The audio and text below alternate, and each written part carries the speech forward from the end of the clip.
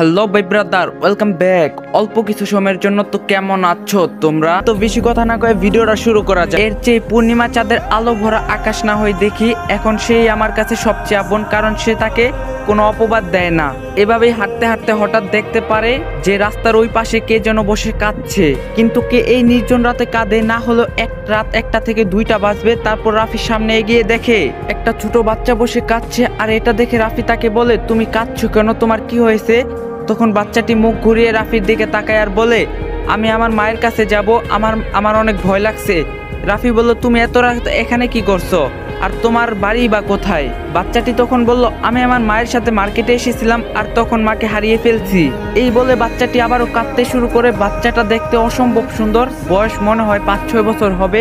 আর রাফিও ভাবতে থাকে সে এখন কি করবে, কারণ সেও এখানে খুব একটা বেশি কোনো জায়গা চিনে না। তখন রাফি বলল, তুমি এভাবে কেঁদো না, আমি তোমাকে তোমার মায়ের কাছে নিয়ে যাব। বাচ্চাটি বলল, তুমি সত্যি বলছো তো? আমার না খুব ভয় করছে।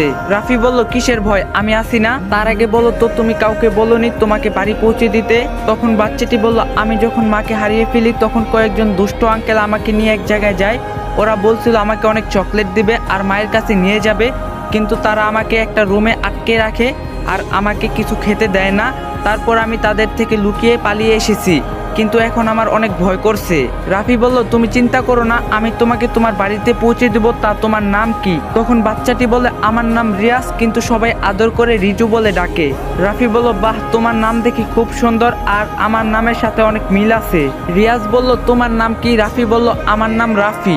রিয়াজ বলল, তুমি জানো আমার একটা বন্ধুর নামও রাফি। রাফি বলল, তাই নাকি? খুব ভালো, আজ থেকে তাহলে আমরা বন্ধু। রিয়াজ বলল, তুমি সত্যি আমাকে আমার মার কাছে নিয়ে যাবে? রাফি বলল, আমরা অবশ্যই যাব, কিন্তু তুমি কি তোমার বাড়ির রাস্তা চিনো? বাচ্চাটি তখন মাথা নাড়িয়ে বলে, না, সে কিছু চিনে না। এদিকে রাফি অনেক চিন্তায় পড়ে যায়, এদিকে অনেক রাতও হয়ে গেছে। আর এই বাচ্চাটার বা কি হবে, তার তো নিজেরই থাকার জায়গা নেই। এসব ভাবতে ভাবতে রাফি নিজের পাশেই বসে যায়। এটা দেখে রিয়াজ বলে, তুমি এভাবে বসলে কেন? তুমি না বললে আমাকে বাড়িতে নিয়ে যাবে?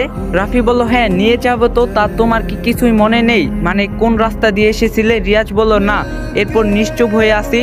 তখন রিয়াজ আবারও বলে উঠে, আমার না খুব খিদা পেয়েছে, এই দুষ্ট আঙ্কেলগুলো কিছুই খেতে দেয়নি। রিয়াজের এমন কথা শুনে রাফিও ভাবতে থাকে এখন সে কি করবে, কারণ তারও খিদা পেয়েছে আর তার পকেটে কোনো টাকা নেই। তারপর রাফি তাকে বলল, তা তুমি কেন তোমার মায়ের সাথে মার্কেটে গিয়েছিলে? রিয়াজ বলল, তাও জানি না, কিন্তু সেই দোকানে অনেক বড় টেডি ডিয়ার পুতুল ছিল।